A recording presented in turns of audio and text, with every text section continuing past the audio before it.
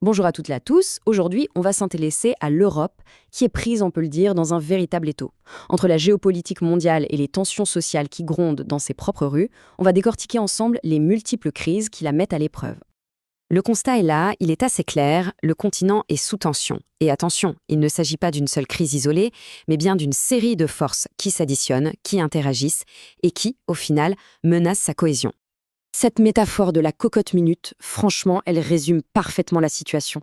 Vous avez les conflits à l'extérieur, les protestations à l'intérieur, l'économie qui tousse, tout ça fait monter la pression.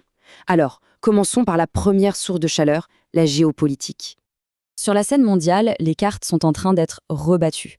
Et l'Europe, elle, se retrouve en première ligne des conséquences de ces changements, notamment à cause des décisions de son principal allié, les États-Unis. Ce qu'il faut bien comprendre ici, c'est ce qu'on appelle un pivot stratégique. L'attention de Washington se déplace très nettement. Avant, c'était le Moyen-Orient. Maintenant, l'administration américaine semble considérer la mission là-bas comme accomplie et reporte toute son énergie sur l'Europe de l'Est. Et ça, ce n'est pas un petit détail. Ça redéfinit complètement les pressions sur le continent, surtout en ce qui concerne l'Ukraine. Voilà, cette citation, elle dit tout. C'est la perception américaine d'une mission réussie à Gaza.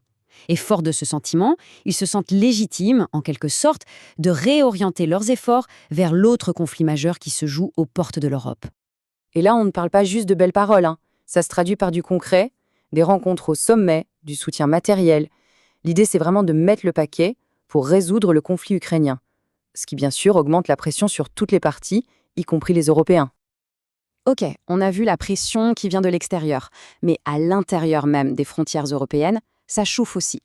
Pendant que les diplomates discutent, les décisions économiques, elles, ont des conséquences bien réelles sur les gens, et la marmite sociale commence à sérieusement gronder.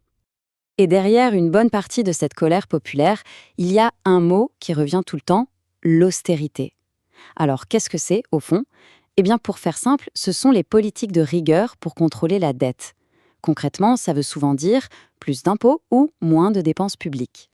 Premier exemple, très parlant, Bruxelles. Il faut imaginer la capitale de l'Europe complètement paralysée par une grève massive des transports. C'est un signal extrêmement fort envoyé au gouvernement. Mais pourquoi une telle mobilisation? La racine du problème, elle est là, en chiffres.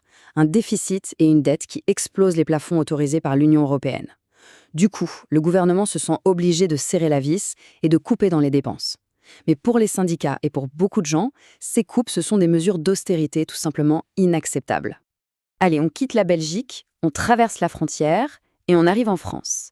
Le contexte est différent, mais la thématique, elle, est assez similaire.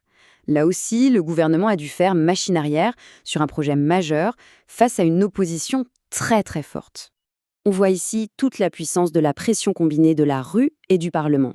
Une pression telle qu'elle a forcé le gouvernement à suspendre un de ses projets phares. Alors, c'est une victoire pour les opposants, c'est sûr, mais ils restent méfiants. Pour eux, ce n'est qu'une pause, une sorte d'écran de fumée avant d'autres batailles. Alors, on a vu la pression externe, la pression interne, et comment tout ça se répercute au niveau de l'Union européenne elle-même.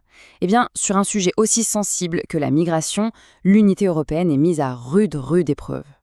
Ce tableau, il est sans appel. Il montre bien le fossé qui sépare les pays membres. D'un côté, on a des pays comme l'Espagne qui réclament une solidarité obligatoire, contraignante, et de l'autre, des poids lourds comme la France et l'Allemagne qui freinent des quatre fers. Ils ont peur que ces relocalisations automatiques ne surchargent leur propre système. Du coup, trouver un terrain d'entente, ça semble quasi impossible. Revenons un instant en France. C'est une étude de cas parfaite pour voir comment toutes ces pressions s'entrechoquent. Le débat sur le budget, c'est vraiment la collision frontale entre la nécessité de maintenir la paix sociale et la dure réalité des chiffres. 200 000. Ce n'est pas juste un chiffre. Ça veut dire 200 000 personnes qui, à cause d'une décision technique, le gel du barème de l'impôt, se retrouvent à payer des impôts alors qu'elles n'en payaient pas avant. C'est l'impact direct, très concret, des choix budgétaires sur le portefeuille des gens. Et là, on voit parfaitement l'enchaînement, l'effet domino. D'abord, on cède à la pression sociale et on suspend la réforme des retraites. Ok. Sauf que ça crée un trou financier. Du coup, il faut bien trouver l'argent ailleurs. Et ça mène à quoi? À d'autres mesures impopulaires que les syndicats qualifient d'austérité. C'est un véritable cercle vicieux. Donc si on résume, les priorités du gouvernement sont claires. La sécurité, avec plus de moyens pour la défense et la justice, et la rigueur budgétaire. Mais ces priorités se heurtent de plein fouet aux craintes sur le pouvoir d'achat et aux accusations d'austérité. C'est ce grand écart permanent. Bon, on a vu beaucoup de choses. Alors, que faut-il retenir de tout ça? Essayons de rassembler un peu toutes les pièces du puzzle pour avoir une vue d'ensemble. En résumé, ce qu'il faut comprendre, c'est que tout est lié. Une décision diplomatique prise à Washington a un impact sur la sécurité à Kiev. Un déficit budgétaire à Bruxelles provoque des grèves. Une pression sociale à Paris force des choix qui touchent le portefeuille de millions de personnes. De toutes parts, la cocotte minute continue de chauffer. Et ça nous amène donc à la question finale, celle qui reste ouverte. Face à cette accumulation de tensions, la grande interrogation, c'est où sont les soupapes de sécurité? Comment l'Europe va-t-elle pouvoir relâcher la pression avant que la situation ne devienne intenable?